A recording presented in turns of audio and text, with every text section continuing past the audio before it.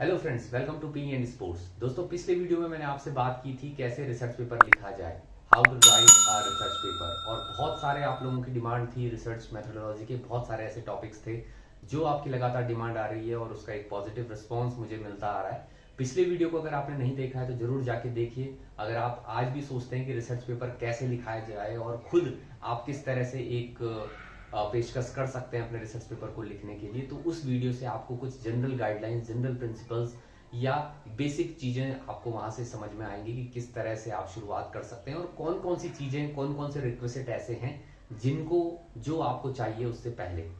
उस वीडियो के अच्छे रिस्पॉन्स के बाद आज मैं आपके लिए एक और वीडियो लेके आया हूं जिसमें रिव्यू ऑफ रिलेटेड लिटरेचर यानी कि चैप्टर 2। आप जानते हैं कि थीसिस में 5 चैप्टर होते हैं और एक थीसिस में 5 चैप्टर में जो ये सेकंड नंबर का चैप्टर होता है, उस सेकंड चैप्टर में ये बड़ा इंपॉर्टेंट एक टर्म होता है, रिव्यू।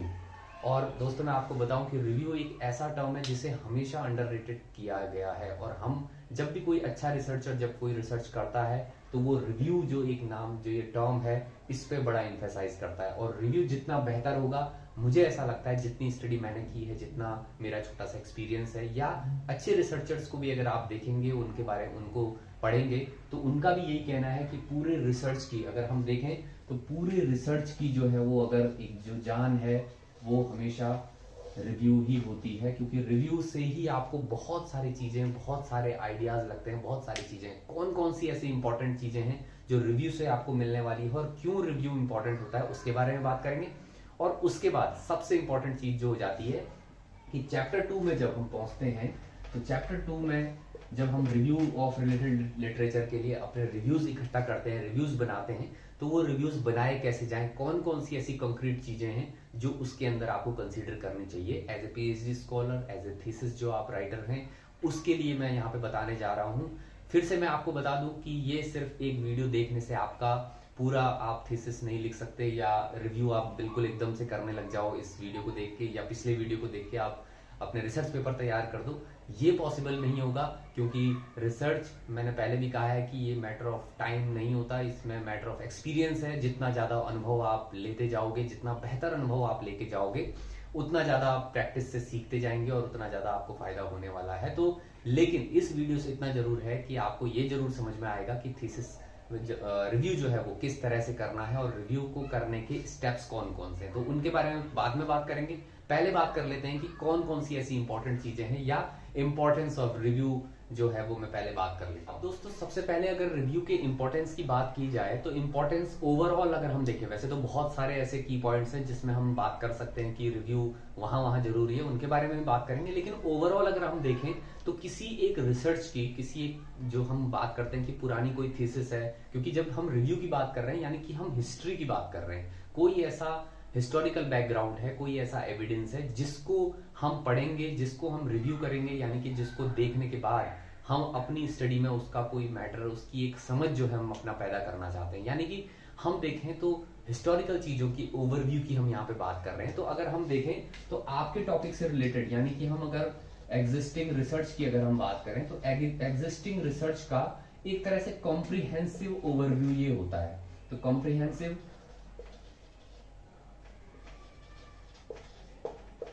तो इसको अगर हम कहें तो ये कहा जा सकता है कि comprehensive overview of the existing research.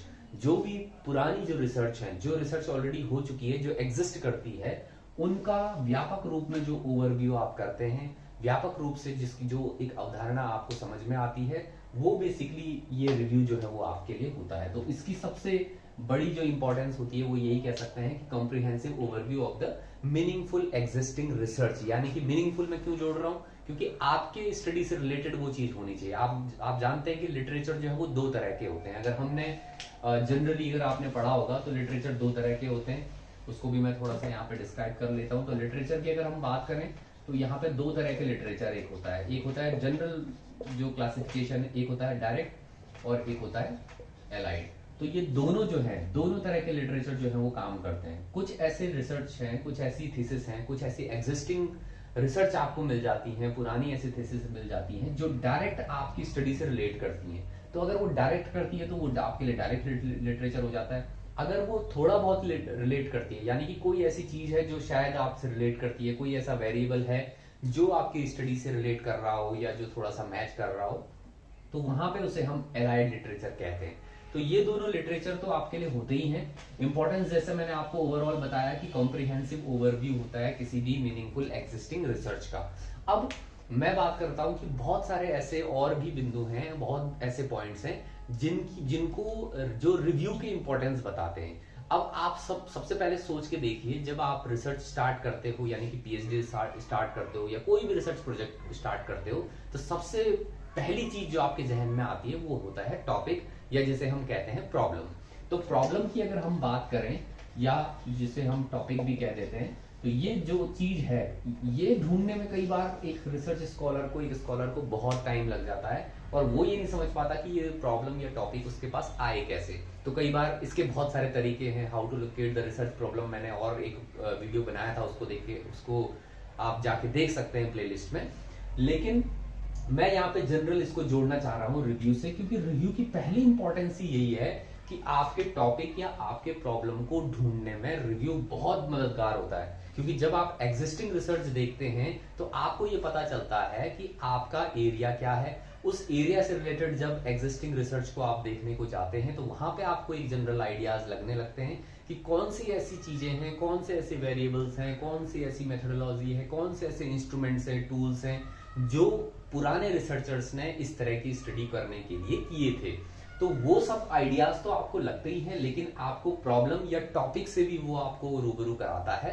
तो रिव्यू का पहला जो इंपॉर्टेंस होता है वो प्रॉब्लम या टॉपिक ढूंढने के लिए तो होता ही है। उसके अलावा अगर हम देखें तो और भी ऐसे पार्ट्स हैं, जैसे मैं बात करूं, जब हम अब माना आपने प्रॉब्लम ढूंढ ली है, लेकिन उसके बाद हम जब बात करते हैं ऑब्जेक्टिव्स की, तो ऑब्जेक्टिव्स कैसे लिखे जाएं, कितने ऑब्जेक्टिव्स हो सकते हैं किसी एक रिसर्च में, तो वो सब जानने के लिए भी आपको एक बार फिर से रिव्यू की तरफ जाना होता है। तो ये जो प्रक्रियाएं हैं, ये दोनों तरफ एक तरह से चलती रहती हैं, यानी कि रिव्यू जब आप करते रहेंगे, उस एरिया से, उस टॉपिक से, उस स्टडी से रिलेटेड आपकी अंडरस्टैंडिंग, आपकी इंटरप्रिटेशन बढ़ती रहेगी, और वही इंटरप्रिटेशन आपको काम आएगी आपके आने वाले सारे चैप्टर्स में। मैं उनकी बात करने वाला हूं। तो ऑब्जेक्टिव्स लिखने में आपको फायदा होने वाला है, क्योंकि उन्हीं ऑब्जेक्टिव्स पे जो है वो हाइपोथेसिस बेस्ड होंगी, और वही हाइपोथेसिस जो है वो आपको टेस्ट करनी होती है अपनी स्टडी के दौरान। तो बेसिकली हाइपोथेसिस ऑब्जेक्टिव्स पे बेस्ड होती है, और ऑब्जेक्टिव्स आपके बनते हैं रिव्यू की मदद से। तो ये भी एक आपको होता है। हाइपोथेसाइज आप कैसे करते हो? हाइपोथेसाइज यानी कि आप परिकल्पना करते हैं कि आपका आने वाला, जिसको इंटेलेक्चुअल गेस भी बोला जाता है, टेंटेटिव गेस भी बोला जाता है, कि जो आपकी स्टडी का रिजल्ट होगा वो इस तरह का होगा। तो वो किसके बेस पे बोलोगे आप, कौन सा बैकग्राउंड होगा? तो हाइपोथेसिस का जो बैकग्राउंड होगा वो एक बार फिर से रिव्यू होगा, क्योंकि जो पुरानी स्टडीज आपको बता रही होंगी उन्हीं को दिमाग में रखते हुए आप सोचेंगे कि हाइपोथेसिस आपकी ऐसी होगी। फ्रेंड्स, अब हाइपोथेसिस के बाद अगर हम बात करें तो ओवरऑल जो आपका थियोरेटिकल फ्रेमवर्क होता है, यानी कि आपकी स्टडी में कोई भी चीजें हों उसको फ्रेम करने के लिए, अब आप डिलिमिटेशंस की बात कर लें, लिमिटेशंस की बात कर लें, जितनी भी चीजें हैं, मेथोडोलॉजी की बात कर लें, इंस्ट्रूमेंट्स की बात कर लें, सैंपल साइज की बात कर लें, ये सारी चीज, यानी कि जितनी भी चीजें हैं, जितना भी जो आपकी स्टडी का फ्रेमवर्क है, अगर हम एक नाम इसको दें, तो फ्रेमवर्क करने के लिए भी आपको बहुत मददगार होता है रिव्यू, क्योंकि वही चीजें आपको एक थीसिस में दिखाई देती हैं। जब 10, 12, 20 आप जब थीसिस बहुत सारी पढ़ते हैं, तो उनमें जो कॉमन चीजें आपको नजर आती है, उसी कॉमन चीज को आप पकड़ के अपनी थीसिस में रख सकते हैं। तो बेसिकली वो सेम चीजें, जैसे एज एग्जांपल आपको लगता है कि सर्वे स्टडी मुझे करनी है। अब सर्वे स्टडी आपने पुरानी पढ़ी, आपके सब्जेक्ट से रिलेटेड, आपके टॉपिक से रिलेटेड, आपके एरिया से रिलेटेड, उसमें आपने देखा कि सैंपल साइज 500 से एबव हर एक स्टडी में लिया गया है, लेकिन आप ये प्लान कर रहे थे कि आप सिर्फ 200 लोगों के साथ चलो, तो वहां पे क्या कोई प्रॉब्लम ना हो। तो रिव्यू करने से आपका एक फायदा हो जाएगा कि आपको ये समझ में आ जाएगा कि कितनी पॉपुलेशन साइज से आपका जो स्टडी है वो सिग्निफिकेंट हो जाएगी। तो बेसिकली फ्रेमवर्क करने के लिए भी आपको हर एक चीज को, इंस्ट्रूमेंट डिसाइड करने के लिए भी, इवन हो सकता है कि इंस्ट्रूमेंट डिसाइड करने में भी आपको इश्यू हो रहा हो, तो जब आप थीसिस पढ़ेंगे, जब आप रिव्यू करेंगे, तो रिव्यू करने से वहां पे भी आपका ये बैकग्राउंड भी सही होने वाला है। तो बेसिकली पूरा फ्रेमवर्क भी आपकी स्टडी का हो जाता है यहाँ पे। अब जब आपका रिजल्ट आ जाता है, जब आप रिजल्ट प्राप्त कर लेते हो, यानी कि फाइंडिंग्स आपकी हो जाती हैं, तो वो फाइंडिंग्स माना पॉजिटिव आई या नेगेटिव आई, तो ये दोनों ही दोनों ही कॉन्टेक्स्ट में आपको एक बार फिर से रिव्यूज के ऊपर जाना होगा, क्योंकि इन्हीं रिव्यूज की मदद से आपको ये समझ में आएगा, उसको जस्टिफाई आप करोगे कि अगर ये पॉजिटिव आए तो क्यों आए, ये नेगेटिव आए तो क्या कारण हो सकते हैं कि वो एक है। क्योंकि अगर हम एक्सपेरिमेंटल लेबोरेटरी रिसर्च नहीं कर रहे हैं तो वहां पे हम 100% और जो हम एक्सटर्नल वैलिडिटी या इंटरनल वैलिडिटी की बात करते हैं वो वहां पे थोड़ा सा ज्यादा उसका प्रभाव रहता है। अदरवाइज दूसरी जो रिसर्च होती हैं उन रिसर्च से आपको ये समझ में आ जाता है, जैसे डिस्क्रिप्टिव की बात करें या हम एनालिटिकल रिसर्च की बात करें, केस स्टडीज की बात करें, वहां पे आपको ये एक आइडिया लग जाता है रिव्यू से कि ये जो पॉजिटिव आया है, ये जो नेगेटिव आया है, वो उसकी वजह क्या क्या हो सकती है। तो एक एंगल, आपको बहुत सारे एंगल्स वहां पे आपको मिल जाते हैं जब आप अच्छी तरह से रिव्यू करते हैं। आपकी अच्छी अंडरस्टैंडिंग और अच्छी इंटरप्रिटेशन उस टॉपिक को लेके कुल मिला के हो जाती है। तो ये सबसे बड़े फायदे रिव्यू को लेके हैं। आप इसको बिल्कुल भी अंडररेट ना करें, इसको ओवररेट करना है। जितना ज्यादा रिव्यू आप करेंगे उतना ज्यादा आपकी स्टडी में उसका इफेक्ट, उसका इंपैक्ट नजर आए। अब बात कर लेते हैं जिसका वेट आप बहुत देर से कर रहे हैं। हम बात कर रहे हैं रिव्यू ऑफ रिलेटेड लिटरेचर में। आप जो सेकंड चैप्टर की हम बात करते हैं, सेकंड चैप्टर में आपको कौन कौन से चीजों को इन्वॉल्व करना है। यानी कि जब आप एक रिव्यू बनाते हो, एक रिव्यू आप तैयार करते हो, अब जैसे आपने देखा होगा, अगर आप एग्जांपल्स के तौर पे लो, जैसे एक सिंह 2009, ये एक रिव्यू है, मतलब सिंह ने की थी और 2009 में की थी। वो स्टडी क्या है उसके बारे में चीजें लिखी भी रहती हैं और उसको आप उठा के सेकंड चैप्टर में लिख देते हो। हालांकि बहुत हम लोग कई ऐसी गलतियां कर लेते हैं कि कई बार हम कॉपी करके उसको डायरेक्टली यहाँ पे पेस्ट कर देते हैं और वो हमारा रिव्यू हो जाता है और हम सोचते हैं कि सेकंड चैप्टर तो बड़ा आसान है करना। लेकिन देखा जाए दोस्तों तो सेकंड चैप्टर एक सबसे डिफिकल्ट टास्क कहा जा सकता है। लेकिन अगर आपने सेकंड चैप्टर बहुत अच्छे तरीके से बनाया है, उसका इंपैक्ट आपके पूरी रिसर्च में 5वें चैप्टर से आपको देखने को मिलता है। क्यों? क्योंकि वही रिसर्च जब आपने अगर 20, 30, 60, 100 जब आपने रिव्यूज उसमें डाले हैं और एक एक रिव्यू आपने खुद करके, खुद उसकी इंटरप्रिटेशन बना के और वो सारी चीजों को पढ़ के अच्छे से ओवरव्यू करके उन चीजों को बनाया है, तो आपकी अंडरस्टैंडिंग आपके टॉपिक को लेके बहुत अच्छी हो जाती है। यानी कि किसी भी तरह के जो रिसर्च क्वेश्चंस होते हैं वो आप आसानी से डील कर। तो अब बात कर लेते हैं कि रिव्यू में जो स्टेप्स हैं, कौन कौन से स्टेप्स को आपको फॉलो करना है। यानी कि रिव्यू जब आपको बनाना है तो कैसे उसको लिखने की कोशिश करनी है। How to write review of literature. तो इसमें मैं आपसे कुछ पॉइंट्स यहाँ पे बात करने वाला हूं, जिनमें सबसे पहला पॉइंट जो आ जाता है, आपको सबसे पहले जो है वो करना है पर्पस ऑफ द स्टडी। मैं बताऊंगा कि छोटे एक जनरल आइडिया मैं आपको दे दूंगा कि किस तरह से आपको ये सब करना रहता है, लेकिन आपको ये ध्यान रखना है कि रिव्यू में आपके सेकंड चैप्टर में ये चीजें जरूर आपके शामिल होनी चाहिए। पर्पस ऑफ द स्टडी पहला पार्ट है, यानी कि कोई अगर किसी ने आपके टॉपिक से रिलेटेड आपको कोई थीसिस मिली, चाहे वो शोध गंगा में मिली ऑनलाइन, चाहे वो शोध गंगोत्री में मिली, या बहुत सारे ऐसे जरिए हैं, किसी लाइब्रेरी में बैठ के आपको थीसिस मिली है, तो उसमें सबसे पहले आपको देखना है कि उस स्टडी का पर्पस क्या था। वो पर्पस आपको फर्स्ट चैप्टर में आसानी से मिल जाएगा और कई बार आपको टाइटल देख के भी समझ में आ जाता है, और कई बार फर्स्ट चैप्टर में स्टेटमेंट ऑफ द प्रॉब्लम में आपको उसके पर्पस को साफ साफ वहां पे वो एंटाइटल्ड करके रखते हैं, तो कई बार वहां से आपको देखने को मिल जाएगा। हालांकि ध्यान ये रखना है कि कोई भी चीज आपको ज्यों की त्यों यानी कि डिट्टो नहीं उठानी, बल्कि उसको अपनी लैंग्वेज में लिखने की कोशिश करनी है। तो पहला पार्ट हो जाएगा आपका purpose of the study. Second part आपका हो जाता है कैरेक्टरिस्टिक्स ऑफ द पॉपुलेशन।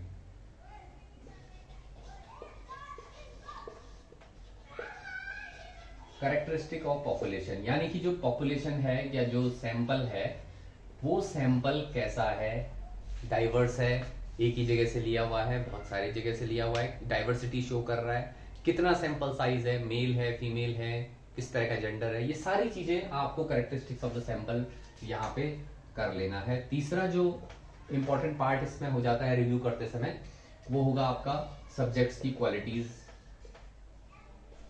जो सब्जेक्ट आपने लिए हैं वो कौन है, यानी कि वो खिलाड़ी हैं, वो डायबिटिक पेशेंट्स हैं, वो जनरल पॉपुलेशन में कौन सी ऐसी फ्रेटर्निटी है जिसको टारगेट आप करने वाले हो, तो उनके क्वालिटीज को बेसिकली यहाँ पे आपको क्या करना है, उस सब्जेक्ट क्वालिटीज को डिस्क्राइब करने की कोशिश करनी है। चौथी चीज जो आती है इंस्ट्रूमेंट्स या टेस्ट यूज। कौन से ऐसे इंस्ट्रूमेंट्स हैं जो उसने अपनी स्टडी में यूज किए हुए हैं या टेस्ट जो है वो उसने वो लगाए हैं। जैसे मैंने आपको एग्जांपल दिया कि जैसे बाय द वे आप डायबिटिक पेशेंट्स का कोई डेटा ले रहे हैं और आप उनका ब्लड शुगर जो है वो अगर एज एग्जांपल आप लेना चाह रहे हैं, तो ब्लड शुगर बेसिकली आपने ग्लूकोमीटर से लिया या किस तरह के इंस्ट्रूमेंट से या किस तरह के टेस्ट को यूज करके किया है। आप खिलाड़ियों की किसी तरह की फिटनेस को मेजर करना चाह रहे हैं तो कौन सा टेस्ट वहां पे यूज करने वाले हैं, तो वो आपको यहाँ पे बेसिकली लिखना चाहिए। उसके बाद जो है वो एक और जो चीज आ जाती है वो हो जाता है टेस्टिंग प्रोसीजर। टेस्टिंग प्रोसीजर्स यानी कि आप जो टेस्ट यूज कर रहे हो उसके प्रोसीजर किस तरह से हैं, कैसे आप टेस्ट को एडमिनिस्टर करोगे। आपने एक एक करके उनके टेस्ट को लिया है, आपने पहले इंस्ट्रक्ट किया है, किसी तरह का मोटिवेशन दिया है, या कुछ भी जो भी उस थीसिस में आपको देखने को मिलता है जो रिव्यू आप कर रहे हो, तो उसमें आपको वहां से उस पार्ट को निकाल के रखना है कि टेस्टिंग प्रोसीजर्स वहां पे क्या क्या थे, किस तरह से उन्होंने टेस्ट को कंडक्ट कराया था। उसके अलावा एक चीज यहाँ पे रह जाती है जिसको हम कहते हैं वेरिएबल्स। वेरिएबल्स आपको यहाँ पे जोड़ देना है तीसरे के बाद, यानी कि डिपेंडेंट वेरिएबल कौन सा है और इंडिपेंडेंट वेरिएबल कौन सा है, वो आपको यहाँ पे बताना है। और उसके बाद वो किससे मापे जा रहे हैं वो वेरिएबल्स या कोई भी चीजें जो आप देखना चाहते, जो उन्होंने देखा है वो किससे मापा है और कैसे कौन सी प्रोसीजर उन्होंने यूज की है, वो आपको ध्यान में रखना है। उसके बाद बात आ जाती है डिजाइन की, यानी कि कौन सा डिजाइन उन्होंने यूज किया है, या जिसे हम कहते हैं स्टैटिस्टिकल एनालिसिस भी कहा जा सकता है, कि कौन सी स्टैट्स उन्होंने यूज की है, कौन सा टेस्ट उन्होंने पैरामेट्रिक नॉन पैरामेट्रिक, या कौन सा अगर आपने कोरिलेशन लगाया तो कौन सा कोरिलेट किया, कौन सा कोरिलेशन लगाया, ये सारी चीजें वहां पे बेसिकली जो भी रिसर्चर ने जो भी उस थीसिस में आपको देखने को मिल रहा है वहां पे उसकी एक लाइन आपको ये डाल देनी है। तो इसके बाद अंत में जो है वो बेसिकली आपका बच जाता है उसकी फाइंडिंग्स, यानी कि उस रिसर्च की जो टॉपिक जो ये पर्पस था इसकी जो फाइंडिंग्स थी वो फाइंडिंग्स क्या थी ये लिख लेना है। और साथ में रिसर्च क्वेश्चन बोल सकते हैं, या हम कह सकते हैं कि फ्यूचर जो स्कोप है उसके बारे में भी बताना है कि फ्यूचर इस स्टडी में रिसर्चर क्या कहना चाह रहा है, कि इस स्टडी के बाद कौन से ऐसे स्कोप है, कौन से ऐसी चीजें हैं जहां और काम करने की गुंजाइश है, या इस स्टडी का यूज आप वहां कर सकते हैं। तो कुल मिला के ये 6-7 जो पॉइंट्स मैंने आपको बताए हैं, ये सारी चीजें आपको थीसिस से निकालनी है।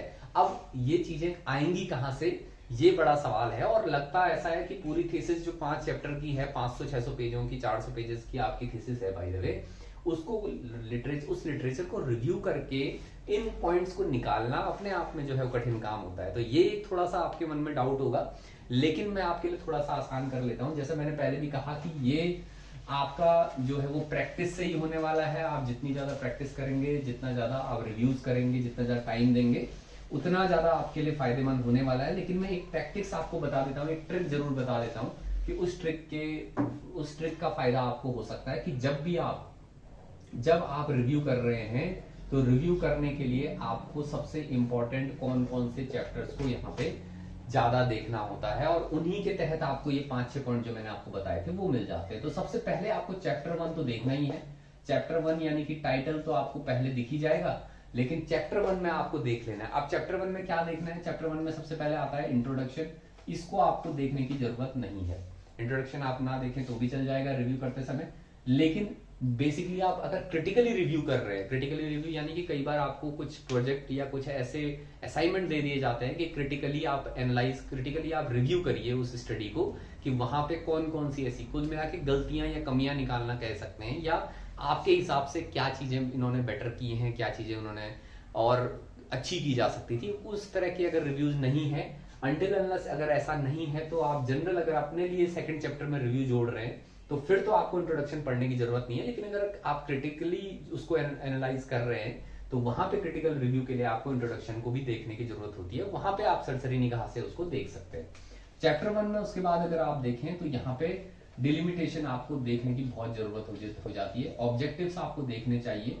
ये दो चीजें मेरे लिए सबसे इंपॉर्टेंट हो जाती है कई बार, और हाइपोथेसिस भी अगर आप देखना चाहते हो देख सकते हो, लेकिन डिलिमिटेशन और ऑब्जेक्टिव सबसे इंपॉर्टेंट हो जाती है, क्योंकि डिलिमिटेशन से ही आपको पता चलेगा कि आपकी सब्जेक्ट की क्वालिटीज क्या है, कितनी कैरेक्टरिस्टिक्स ऑफ पॉपुलेशन क्या है, कितना है, कैसे है, मेल है, फीमेल है, और उनकी क्वालिटी समझ में आ जाती है। ऑब्जेक्टिव से आपको पता चलता है कि इस स्टडी का ऑब्जेक्टिव क्या है, तो ऑब्जेक्टिव से आपको पर्पस भी समझ में आ जाता है। तो ये चीजें यहाँ पे चैप्टर 1 से आपको समझ में आ जानी चाहिए। उसके अलावा चैप्टर 2 भी आपको देखने की जरूरत नहीं है अगर आप क्रिटिकली रिव्यू नहीं कर रहे हैं, यानी कि अगर आप सेकंड चैप्टर के लिए जोड़ रहे हैं तो चैप्टर 2 देखने की आपको जरूरत नहीं है। अब आप डायरेक्ट आ सकते हो, चैप्टर 2 आप नहीं भी देखेंगे तो चल जाएगा, लेकिन चैप्टर 3 में आपके लिए बहुत इंपॉर्टेंट चीजें होती है। तो चैप्टर 3 में आप आ जाइए। चैप्टर 3 में देखिए कि वेरिएबल्स कौन से हैं, यानी कि जिनको क्राइटेरियन मेजर्स भी बोला जाता है। क्राइटेरियन मेजर कौन कौन से हैं, कौन कौन से वेरिएबल उन्होंने लिए हुए हैं अपनी स्टडी के लिए, तो ये देखना जरूरी है, क्योंकि वो भी आपको सेकंड चैप्टर जब आप बना रहे होंगे तो वहां पे मैंने अभी थोड़ी देर पहले बताया था कि उसकी आपको जरूरत होगी, तो वो आपको यहाँ से मिल जाएगा। कौन से टेस्ट यूज कर रहे हैं, टेस्ट का जो एडमिनिस्ट्रेशन है वो टोटली आपको यहाँ से मिलने वाला है। तो चैप्टर 3 बहुत ज्यादा चीजें आपको यहाँ से देगा, तो बहुत सारे पॉइंट्स आपके यहाँ से कवर हो जाएंगे, यानी कि 6 पॉइंट तक लगभग आपके यहाँ से कवर हो जाते हैं। और डिजाइन भी आपको यहाँ से पता चल जाता है कि कौन सा डिजाइन या कौन सी स्टैट्स बेसिकली यहाँ पे यूज करने वाले हैं, तो वो भी चैप्टर 3 से आपको आसानी से समझ में आ जाएगा। अब हम बात कर लेते हैं किसकी, अब हम बात करते हैं चैप्टर 4 और चैप्टर 5 की। तो चैप्टर 4 आप जानते हैं कि जो एनालिसिस होता है, स्टैटिस्टिकल जो एनालिसिस वो करते हैं और उसके बाद आपको रिजल्ट भी जो मिल जाते हैं, तो रिजल्ट जो हैं वो आपको यहाँ से ले लेने हैं, और जो फाइंडिंग्स भी जैसे हम कह देते हैं, तो ये चीजें यहाँ से आपको मिलेंगी। तो ये आपको वहां पे जो 7वां पॉइंट जो था जिसमें हम बात कर रहे थे कि डिजाइन या स्टैटिस्टिकल पॉइंट, और अंत में जो हम बात कर रहे थे क्वेश्चन रेज्ड, जो हम फाइंडिंग्स की बात कर रहे हैं या हम जो इसका स्कोप है, वो भी आपको चैप्टर 5 से मिल जाएगा, यानी कि लास्ट चैप्टर जो है समरी एंड कंक्लूजन जिसे कहते हैं। तो कंक्लूजन में कई बार रिसर्चर लिख लेता है कि क्या क्या चीजें, क्या क्या स्कोप और ऐसे हो सकते हैं जो इस स्टडी के को और आगे ले जाए, या और ज्यादा इसके कोई और स्कोप आपको देखने को मिलेगा, स्प्रेड किस तरह से किया जा सकता है। तो ये पांचों चैप्टर में से आपने देखा चैप्टर 1 इंपॉर्टेंट है जिसमें ऑब्जेक्टिव डिलिमिटेशन देखनी है, चैप्टर 2 इंपॉर्टेंट नहीं है, चैप्टर 3 इंपॉर्टेंट है जहां पे आपको कैरेक्टरिस्टिक्स सब कुछ मिलने वाले हैं, प्रोसीजर्स मिलने वाले हैं, टेस्ट के एडमिनिस्ट्रेशन मिलने वाले हैं, कैसे मापन हो रहा है वो सब देखने को मिल रहा है। चैप्टर 4 भी आपके लिए इंपॉर्टेंट है, रिजल्ट क्या आया, और चैप्टर 5 भी आपके लिए इंपॉर्टेंट है कि उसने कंक्लूड कैसे किया है और फ्यूचर का जो है वो स्कोप वो किस तरह का होने वाला है। तो ये सारी चीजें आपको इन सारे चैप्टर्स को देखने को मिलेंगी। तो आप जब भी रिव्यू करने जाएंगे, 2 तरह की चीजें हैं। एक चीज है, जैसे मैंने आपको कहा, अगर आप रिव्यू करने जाएं तो 2 तरह की चीजें मैंने आपको आज बताई। पहली चीज मैंने आपको कहा कि जब आप रिव्यू कर रहे हैं किसके लिए, चैप्टर 2 के लिए, यानी कि अपने चैप्टर 2 में जब आप रिव्यू लिटरेचर का रिव्यू अब आप करने वाले हो, तो वहां पे आपके लिए एक अलग तरह की चीज है। और जब आप क्रिटिकल रिव्यू जब आप करने वाले हो, जिसमें आपको कुछ सेट पैटर्न में कुछ क्वेश्चंस दिए रहते हैं कि भाई पहले चैप्टर में, यानी कि इंट्रोडक्शन क्या सही से लिखा है नहीं लिखा है, क्या मेथोडोलॉजी उस तरह से यूज की गई है नहीं की है, क्या स्टैटिस्टिक्स सही यूज किया नहीं किया, क्या पॉपुलेशन साइज सही है, सिग्निफिकेंट है नहीं है, तो ये तमाम तरह की चीजें वहां पे आपसे पूछी जाती है जब आप क्रिटिकली रिव्यू करते हो। तो क्रिटिकल रिव्यू में तो आपको थोड़ा सा ज्यादा टाइम देना पड़ेगा किसी भी जो आपकी थीसिस है या जो जिसको आप रिव्यू कर रहे हो, तो ज्यादा टाइम यहाँ पे आपको देखने को मिलने वाला है। लेकिन चैप्टर 2 के लिए अगर आप तैयारी कर रहे हैं, अपने चैप्टर को अच्छा कंसोलिडेट बनाना चाहते हैं और इसी चैप्टर 2 से आपकी पूरी स्टडीज पे इम्पैक्ट आने वाला है, तो वहां पे आपको लिटरेचर के लिए मैंने जैसे कहा कि शोध गंगा में जाइए, किसी एक थीसिस को डाउनलोड करिए और प्रैक्टिस करिए। जितनी ज्यादा प्रैक्टिस आप करेंगे, चैप्टर 1 देखना है और चैप्टर 3 देखना है। चैप्टर 1 और चैप्टर 3 से आपको काफी आइडिया लग जाएंगे। अगर आपको लगता है कि वो हमारे रिलेटेड है, फिर चैप्टर 4 में जाके उसके रिजल्ट को देखिए और फिर चैप्टर 5 में जाके उसके कंक्लूजन को देखिए। तो बहुत ज्यादा टाइम इसमें नहीं लगने वाला है, हार्डली आप 15 से 20 मिनट, हार्डली 15 मिनट में आप आराम से जो है वो एक थीसिस का आप यहाँ पे अपने सेकंड चैप्टर के लिए जो है वो पूरा रिव्यू जो है वो जुटा सकते हो। और डियर फ्रेंड्स, अब आप सेकंड चैप्टर में जब आप रिव्यू लिखने जाएंगे, तो जैसे आपका कोई माना आप अमित कुमार जो एक ऑथर है या जो थीसिस राइटर है, उनकी थीसिस को आप रिव्यू करके अपनी स्टडी में उसको इंक्लूड करना चाहते हो एज डायरेक्ट लिटरेचर या एलाइड लिटरेचर, तो वहां पे आपको अमित कुमार की जगह क्या लिखना होता है, कुमार अमित, उसको आप ठीक उल्टा लिख सकते हैं। कब उनकी स्टडी हुई थी, अगर वो 2009 में बाय द वे हुई थी, तो इस तरह से आपको एक तरीका आपका ये इस तरह से है, या आप कुमार अमित 2009 इस तरह से आप लिख सकते हैं। और यहाँ से अपने जो जो मैंने जैसे बताया था पर्पस ऑफ द स्टडी, उसके बाद जो सेकंड वाला पॉइंट था वो थर्ड वाला पॉइंट यहाँ पे जोड़ते हुए, और लास्ट में ऐसे ही 8th पॉइंट जो है वो यहाँ पे आप जोड़ के इसको कंक्लूड कर सकते हो। तो ये आपका एक रिव्यू तैयार हो जाता है। तो इस तरह से आपको एक कोई भी सेट पैटर्न नहीं है, किसी भी तरह का कोई सर्टेन जो है वो लिमिट नहीं यहाँ पे वर्ड्स की नहीं दी गई है, लेकिन एक अच्छा रिव्यू वही होता है जो सारी चीज़ें उसमें इंक्लूड करके दे। और अगर आपसे रिलेटेड डायरेक्ट है, यानी कि डायरेक्ट रिलेट करता है आपकी स्टडी से, तो सारी चीज़ों को, ज़्यादा से ज़्यादा चीज़ों को उसमें इंक्लूड करिए। लेकिन अगर आपसे डायरेक्ट रिलेट नहीं करता, तो जो रिलेट करने वाली चीज़ें हैं, जो वेरिएबल रिलेट करने वाली है, सिर्फ उसी चीज़ को आप अपने उस रिव्यू में जो है वो सेकंड चैप्टर में इंक्लूड करेंगे, तो ज़्यादा फायदा आपको वहाँ पे होने वाला है। बहुत सारे ऐसे फायदे आपको वहाँ से मिलेंगे, जैसा मैंने आपको शुरुआत से अभी तक कहा है। अगर आपने पहले एक चीज, अगर इस वीडियो को छोड़ा है, तो वापस जाके आप जरूर इस वीडियो को देखिए, क्योंकि शुरुआत में ही मैंने बताया कि थीसिस जो आप लिखते हैं उसका पूरा इम्पैक्ट पांचों चैप्टर में इम्पैक्ट जो आता है वो चैप्टर 2 का ही आता है। चैप्टर 2 जितना कंसोलिडेटेड आपने बनाया होगा, जितना ज्यादा उस पर मेहनत की होगी, उतना ज्यादा आप रिसर्च क्वेश्चन से जो रेज्ड क्वेश्चंस होंगे उनसे भी जस्टिफिकेशन आप अच्छा दे पाओगे, और साथ ही साथ आपकी इंटरप्रिटेशन और आपकी अंडरस्टैंडिंग आपके टॉपिक को लेके ज्यादा बेहतर होगी। और उससे अच्छी चीज किसी भी रिसर्चर के लिए नहीं होती।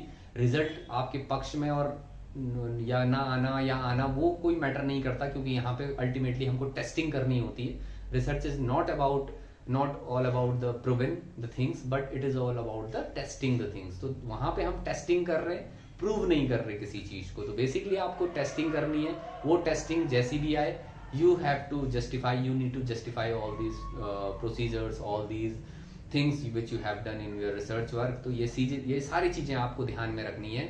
उम्मीद है कि आपको इस वीडियो से काफी फायदा हुआ होगा। और इस तरह के, क्योंकि आज मैंने बोर्ड को यूज किया है, कोशिश की है थोड़ा सा दूसरा जो है मोनोटोनस चीज को ना करते हुए थोड़ा सा दूसरा चीज यूज किया जाए। तो अगर आपको पसंद आता है तो कमेंट बॉक्स में मुझे जरूर लिखिए। और भी रिसर्च से रिलेटेड अगर आपको कोई और टॉपिक्स हैं, या आपको किसी भी तरह का कोई डाउट है, तो आप मुझसे जरूर पूछ सकते हैं, या मेरी कोई भी क्वेरी होगी, कोशिश करेंगे आपकी सारी क्वेरीज को रिजॉल्व करने की।